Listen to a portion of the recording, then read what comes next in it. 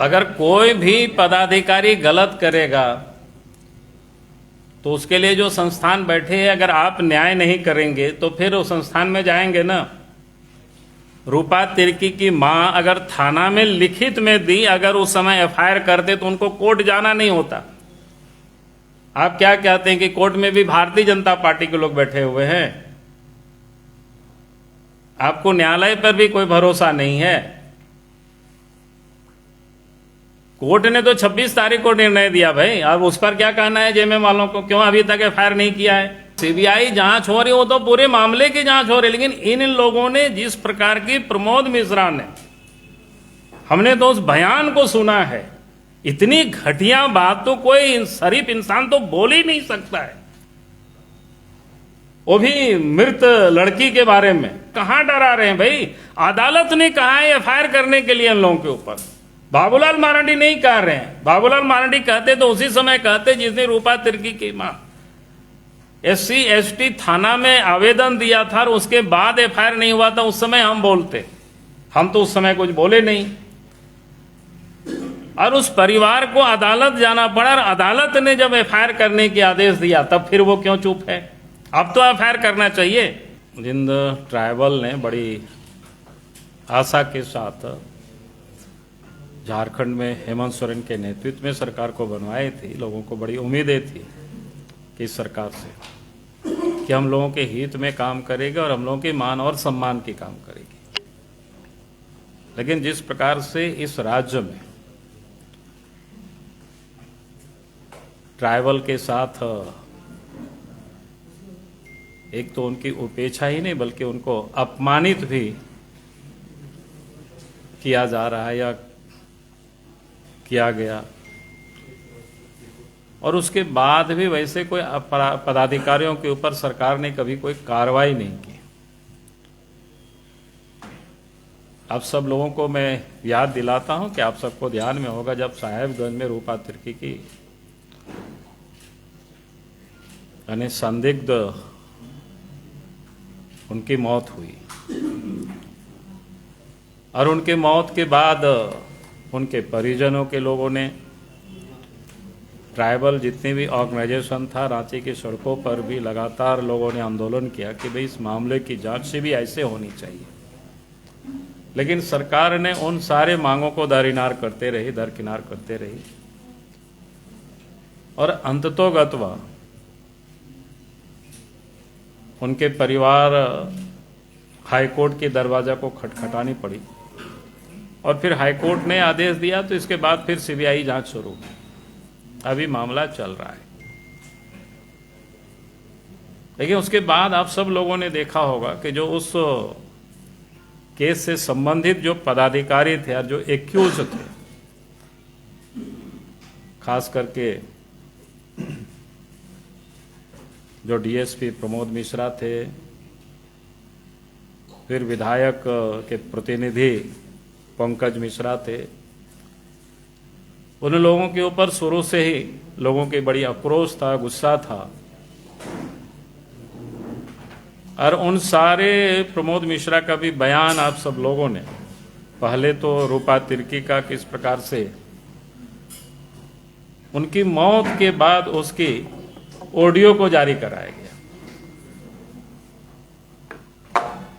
माने सामान्य शिष्टाचार भी होता है, जो आदमी मरते हैं तो कम से कम इतना तो लोग अनुशासन बनाते, क्योंकि ऑडियो वगैरह सारे कुछ तो पुलिस के पास ही था, और लोगों ने बाज़ाब्ता पूरे राज्य में प्रसारित किया। और इतना ही नहीं, बाद के दिनों में आप सब ने देखा होगा, जब प्रमोद मिश्रा के ऊपर बातें आगे बढ़ी तो उन्होंने प्रदेश अध्यक्ष के ऊपर भी किस प्रकार से अपशब्द शब्द का प्रयोग किया, और उसके साथ जो ट्राइबल बच्ची रूपा तिर्की अब जिंदा नहीं इस धरती में, उनके बारे में भी जिस अपमानजनक शब्दों का प्रयोग किया, तो कोई भी अच्छे इंसान इस प्रकार के शब्दों का प्रयोग नहीं कर सकता है। क्योंकि मामला जांच, उस मामलों की जांच सीबीआई कर रहा है, और उसमें से एक पुलिस अफसर मृतक के बारे में अपशब्दों का प्रयोग करना, ये आप सहज और सरल समझ सकते हैं कि अफसरों की मानसिकता क्या है। और ये मानसिकता पहले से ही पता था कि इसलिए पहले जो क्या कहते हैं ट्राइबल का जो छात्र ऑर्गेनाइजेशन था, वो लोगों ने भी रांची के एसटी थाना में आवेदन दिया था कि एफआईआर होना चाहिए। लेकिन उस समय भी एफआईआर नहीं हुआ। उनकी मां ने भी लिख करके थाना में दिए थे बाद में कि जिस प्रकार से अगर लोग अपशब्द का प्रयोग कर रहे थे और एक मृतक को भी कहिए एक प्रकार से समाज में उनको और मरने के बाद भी उनके साथ जो क्या कहते हैं उसको अपमानित करना, तो उनके मां ने भी जब आवेदन दी थाना में, तो इसके बाद भी रांची के एससी एसटी थाना में, तो उसके बाद भी एफआईआर नहीं हुआ और अंततोगत्वा उनकी मां फिर कोर्ट चली गई। अब सबको ध्यान में अखबार में भी छपा है सब कुछ।